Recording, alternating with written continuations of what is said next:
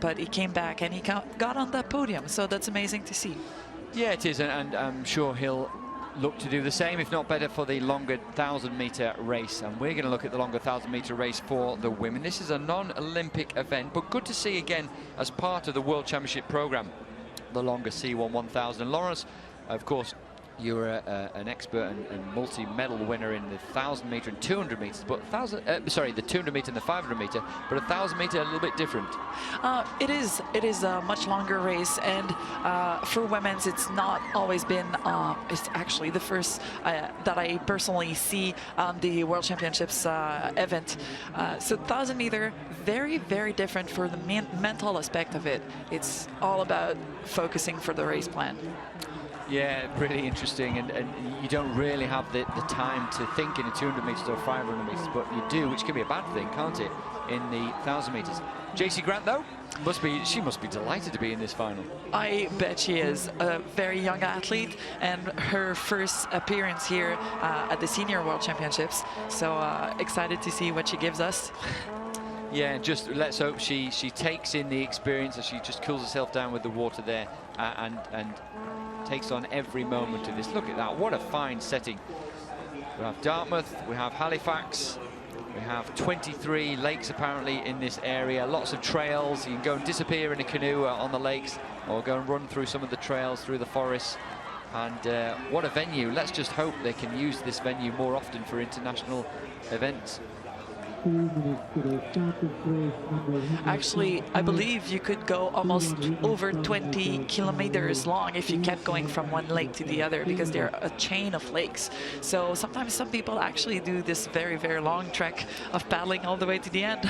Well, that's long. I mean, for the likes of you, you might find 1,000 meters along, but 20K, that's another matter, isn't it? That's it is. Marathon distance. And of course, this was known in the Mi'kmaq dialect as the first lake.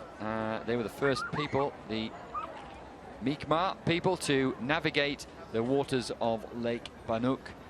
And I'm sure there are people that will navigate these waters and go on those long distance trips, because canoeing here in Canada is just such a popular part of life. So we can see competitor from the USA there, Azusa Murphy. She goes in lane 2. Magda Stani from Poland, who's already raced today, will go in lane 3. Maria Maillard, very experienced Chilean athlete. She was good in the Super Cup in Oklahoma last year. We've got the Super Cup in Oklahoma to look forward to towards the end of August this year as well. We may well see her there. There she is in picture, the Chilean athlete. Now we should see LUDMYLA LUZAN, who's done a lot of racing, and it's great to see her get on the podium as well. There she is in picture. It's been, as we spoke about earlier, it's been a really tough year for the Ukrainians, particularly seemed to take its toll on her, of course, the Olympic medalist, and her partner, Anastasia Chetverikova. But so it was great to see them pick up the silver medal in the C2 500 meters just over an hour ago. And then next to ANNIKA LOSKE, the German. And then WAYkVlogs. Now, WAYkVlogs should be over in lane 8. We saw WAYkVlogs a couple of days ago. About to get underway. Looks like almost a full start from her. And she was all smiles. She didn't do so well in the Hungarian selection, but she's decided to just have a slightly easier year, to take a breath for the year. There's going to be a really intense build-up towards the Olympic Games in Paris. So she's competing in many of the non-Olympic events. And it looks like we don't have anybody in lane 7, which is a shame.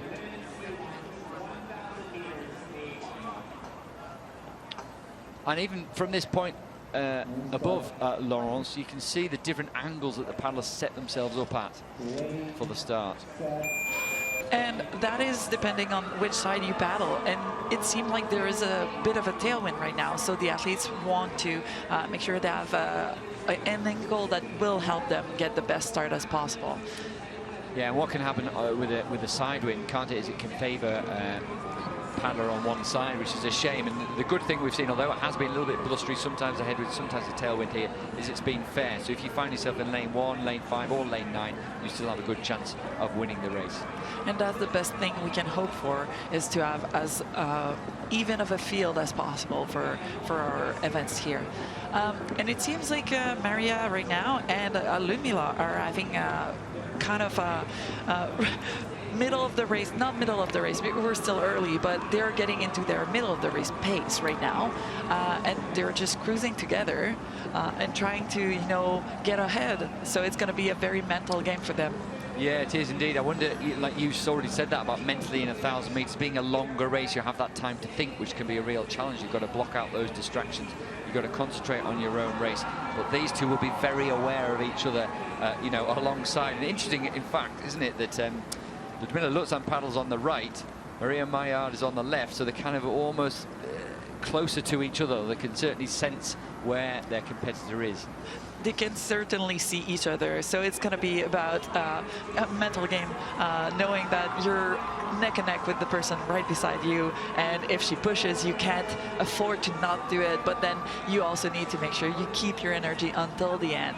And this is not something we're used to as women's canoer, because again, 1,000 meters are not a usual event for us. No, that's right. No, and it's what can be difficult. So as we can see, the German just to the right of your picture do really well as well. It's good to see ANNIKA LOSKE trying to go with these early leaders as we approach the halfway point.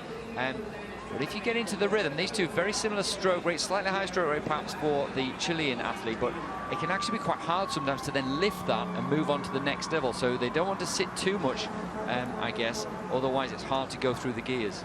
And you want to keep as much efficiency, because now we're at the halfway point already, and you want to make sure that the energy that you add for the first half doesn't diminish, because you can get really stuck at the end of the race if someone decides to pick up.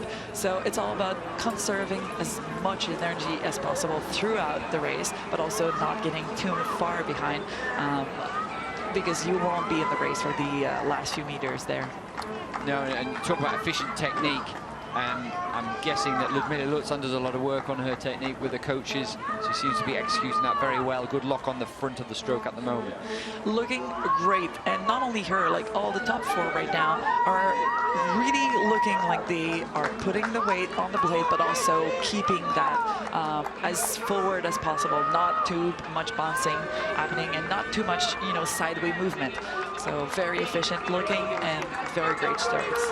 Yeah, really good lock onto the blade. A lot of the paddlers talk about that, don't they? Lifting themselves, getting all the way onto their blade. You know, water isn't necessarily a stable platform, but the more solidly you put the blade in, the more you can rely on that, get all your weight onto it and lift, and the boat then lifts through, and you don't waste any energy having to steer or balance. But we'll see when the camera pans out. Looks at LUZAN still has the lead as we get down to the last 200 meters, just towards the last 200 meters. As we pan out now, we can see Zorn's got a boat length on the others, but I guess this is the time when they start moving through the gears, picking up the stroke rate, and want to put LUZAN under pressure if they can have any chance of taking that gold medal away from them. And that's where we're going to see where everyone's experience as a paddler comes out, because some people will have the last push in them to go all the way to the end, and it seems like LUZAN decided to take a step ahead in front of the others to make sure that she would play a little bit on the mind, right? So she's ahead and she's doing great. She is doing great. They are coming. They're having to go into MAILLIARD has been trucking her right the way for 900 meters, is trying to pick it up, but at the minute, LUZAN must know she's got clear water on the rest of the field. She's picked it up once again, and this will be a great victory for her. And all respect to the German as well. Fantastic from her. ANNIKA LOSKE going really, really well, trying to put MAILLIARD under pressure for the silver medal, as is Viraj from Hungary. But no doubt about the winner, a deserved winner, a great character for the sport, LUZAN. Good result for her. Maria MAILLIARD in second, and ANNIKA LOSKE for Germany takes the bronze.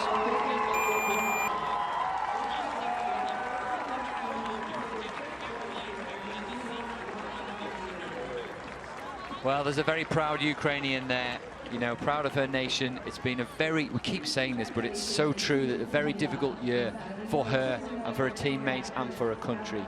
And wonderful to see the way people have supported the Ukrainian community. She's actually been back in Ukraine training. They were hosted by the Romanians for 3 months.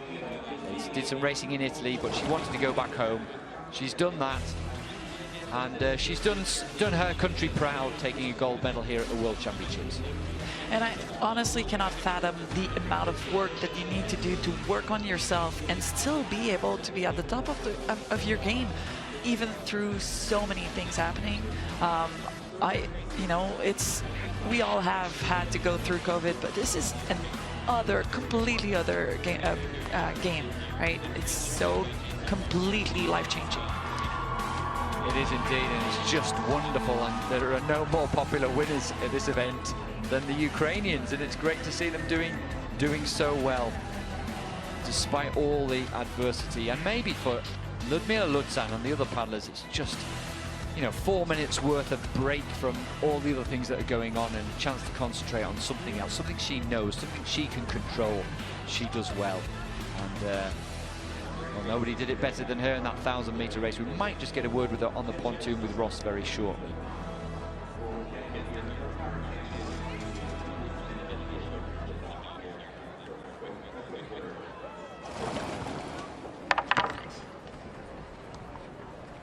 LUDMYLA, congratulations, you've had such a busy day. 3 races, and now you're a world champion. Я цю перемогу хочу присвятити нашій Україні. Я дуже щаслива, що в мене є шанс представляти Україну, воювати на дистанціях, відстоювати честь нашої держави, так як наші воїни воюють у нас на Україні. І для нас це дуже тяжко. І своєю силою ми разом показуємо, що наша Україна непереможна. І ми обов'язково переможемо, звичайно, війну. Так що дякую всім, хто мене підтримує. Я дуже щаслива, що мені вдалося здобути перемогу. Well done, congratulations.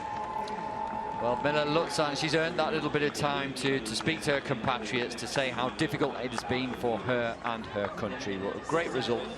4:47.90 for LUDMYLA LUZAN taking the gold medal. Maria MAILLIARD from Chile in second. ANNIKA from Germany in third.